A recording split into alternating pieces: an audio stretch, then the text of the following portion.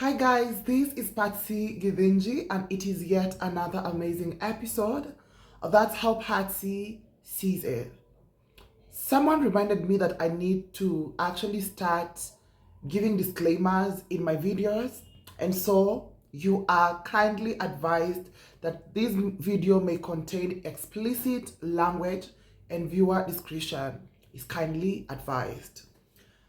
I don't know if you guys ever think about it, but while cis heterosexual people claim that queer people have, they set a bad example, or rather, they sort of recruit or insinuate that children should be queer. The only groomers that I can think of is actually cis heterosexuals. Let me land. Every time I have seen a video where a parent has let their children be anywhere close to a queer person, go and check that comment section.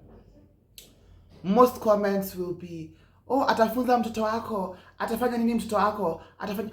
And every time I hear this argument, the first thing I think about is, we grew up watching Kina Rebecca, we grew up watching Kina Paloma, we grew up watching Kina Valentino and having like the romantic whatevers with their boyfriends.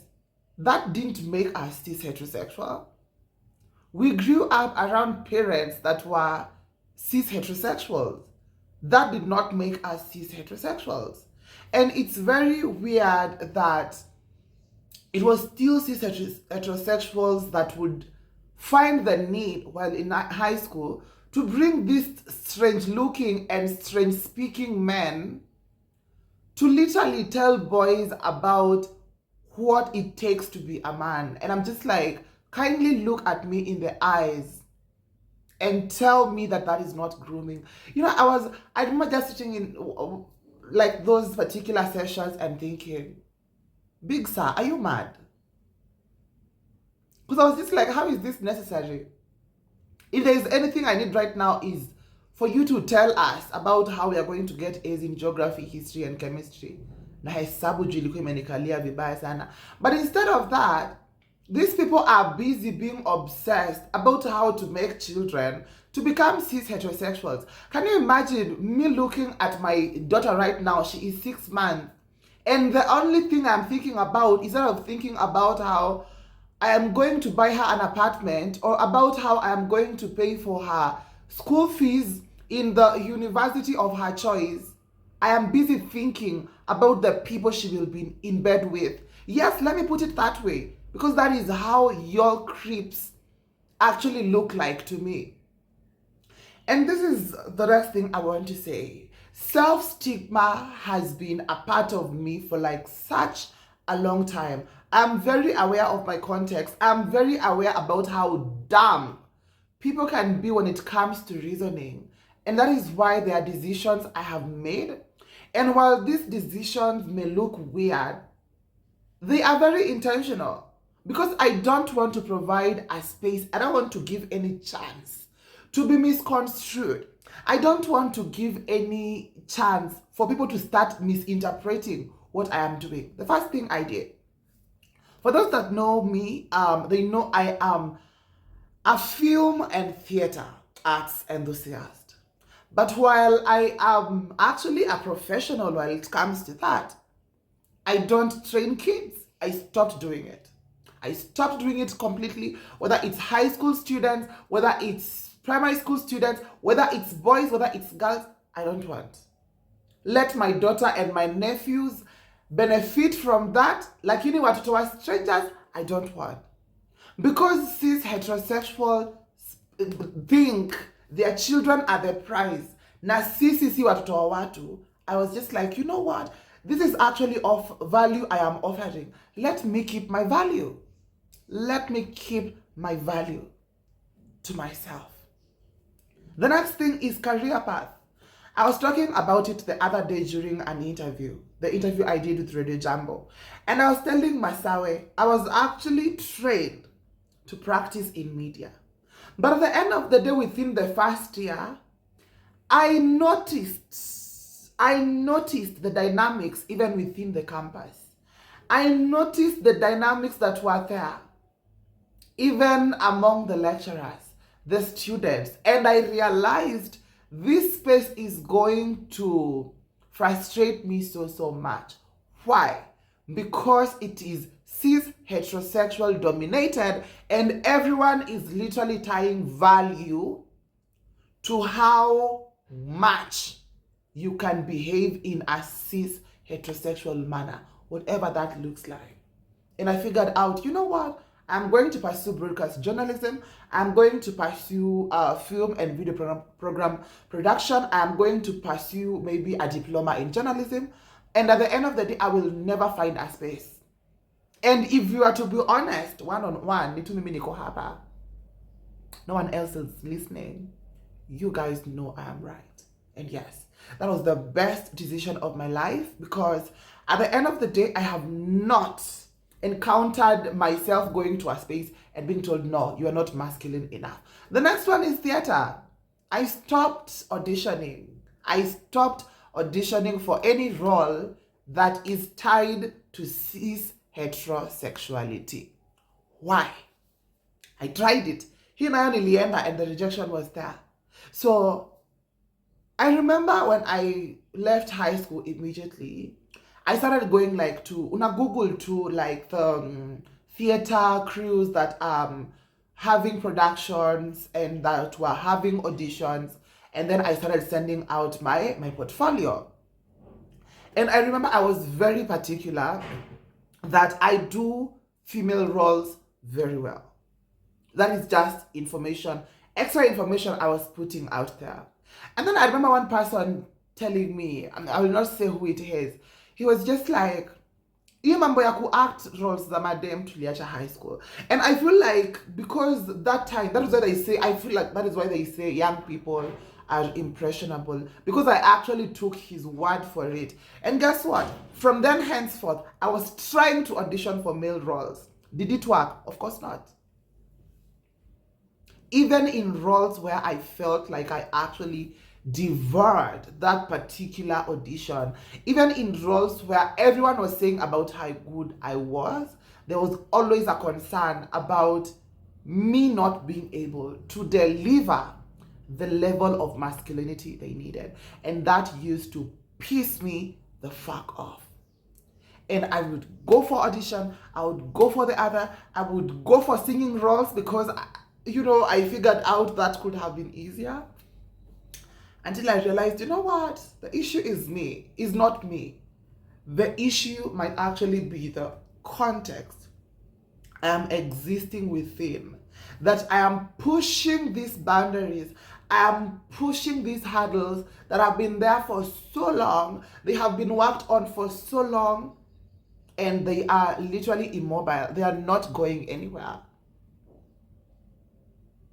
And that is how I sort of stepped aside from performing.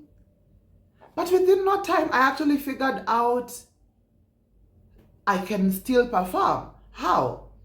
Make my own platforms. And I did that. And the next one, go and like look for auditions that are very specific to my identity. That is matters feminism, matters queerness, and we have quite a number of spaces. And since then, since I made peace with the context that I lived in, since I stopped being delusional and imagining that I am going to push the system and everything is going to change, because it won't. I have been having a lot of this. It has been very, very peaceful on this side. I have not been feeling frustrated. And I feel like self-stigma is such a thing. And I was actually thinking about this topic after seeing Nairobi. Nairobi is a YouTuber, a Kenyan YouTuber. And I saw her being invited for a career talk at her sister's school. And like she was just talking to children. And I was just thinking, that can never be me. Because the first thing people want to assume is is that I'm going to recruit their children. And the next thing that actually made me not to want to be in contact with children is because this is actually an argument people exist within. And at the end of the day, it is very, very possible for you to be looked at and they perceive you as a recruiter. And let me tell you, that could go south really fast. That could go south really, really fast. And honestly, like I said, I don't want to provide room for misinterpretation. But what I usually say is I have actually encountered very loyal, and I want to say very humane audiences. People who literally tell me, Patsy, we watch you with my child. Patsy, say hi to my baby, maybe if you're on a live stream. And very recently, I came across 3 different people who are literally telling me about how their teenage daughters love me so much. They love my content. Of course, they won't let them listen to everything, but mostly you're able to know what I'm talking about. If I'm talking about sex, for example, I don't expect my audience to be made up of children. But then at the end of the day, this is not all I talk about. At times I talk children's rights. At times I just talk about like general topics online. But for whatever reason, if you are literally hyperfixated on the idea of sexuality and gender, then I get it why you will always feel uncomfortable every time I show up on the screen. And it also makes a lot of sense why every time you look at me, because you have objectified me, the only thing you can see is sex. And the only thing you can see is my bedroom. Now, this is the next thing I am usually very concerned about. Every time someone says, Patsy, what example do you think you're setting to the younger generation? I'm just like, when you want wazazi? When you want wazazi? The only person I'm answerable to is Imani. The only person I am answerable to is my daughter. Not every other person's children. So yes, mtu afanye kazi yake. If you're there waiting for me to raise your child, if you're there waiting for every other content creator to raise your child, and you move around the world elbowing people out of the social media platforms just because you feel like they're not good for your children, ungepanga uzazi. Because it's literally giving you a lazy parent. So yeah. Your child watching my content is not going to make them trans. I promise you. Your child going to church and watching Christian, whatever, does not make them Christians. Unless they choose to, more often than not, it will be very performative. And if your child was to turn out queer, it doesn't matter the amount of conversion practices, it doesn't matter the amount of Bible you literally spoon feed them, it doesn't matter the amount of grooming, cis heterosexual grooming that you do, they are going to literally be very true to their identity. And if you try to interfere with that, the likelihood of you losing your child is very high.